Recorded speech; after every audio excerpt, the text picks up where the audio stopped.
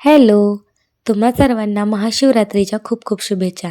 तर सकाळी सकाळी छान असं तयार होऊन आम्ही मायलेकं आणि सोबतच आम्ही तिघेसुद्धा निघालो होतो नागापूरला जाण्यासाठी. सकाळी लवकरच निघालेलो होतो. पटकन आमचं आवरलं आणि 9 वाजता आम्ही नागापूरमध्ये पोहोचलो होतो. तर इकडं आपल्या शिवांची रडरड चाललेली, कारण त्याला बसायचं होतं पुढं, पण त्या गाडीत काय पुढे बसता येत नव्हतं. त्यानंतर मग आम्ही मंदिराकडे जाण्यासाठी निघालो आणि हो, आज तिथे सप्ताहसुद्धा सुरू होता आणि छान अशी काही दुकानंसुद्धा आलेली होती. म्हणजे एक छोटीशी जत्रा भरलेली ना, सेम तसंच होतं. त्यानंतर मग आतमध्ये गेलो आणि जेव्हा आम्ही आलेलो ना, तेव्हा बिलकुल गर्दी नव्हती. पण जसंच आम्ही बाहेर आलो तर गर्दी एवढी वाढली की बस.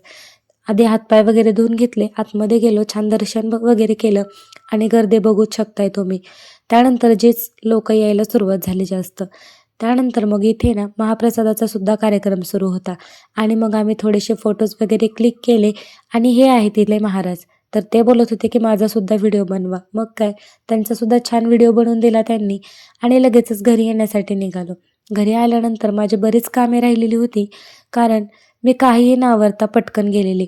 त्यानंतर घरी आले आणि देवपूजा वगैरे केली, बाकीची कामे आवरली आणि मग फराळाची तयारी करायला घेतली. तर सगळ्यात आधी मी हे बटाटे असे फ्राय करून घेतले, जे की शिवांशला आणि त्याच्या पप्पांना दोघांना खूप खूप जास्त आवडतात. त्यामध्ये मीठ वगैरे टाकलं आणि मस्त दोघांना खायला दिलं. तोपर्यंत म्हणलं चला आता आपण खिचडीची तयारी करून घेऊया.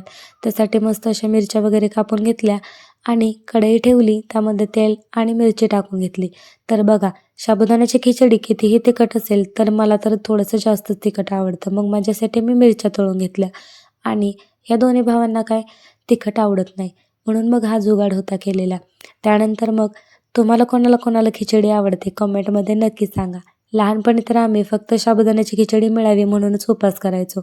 आणि आपला व्हिडिओ आवडत असल्यास लाईक, फॉलो आणि शेअर करा. Okay, bye.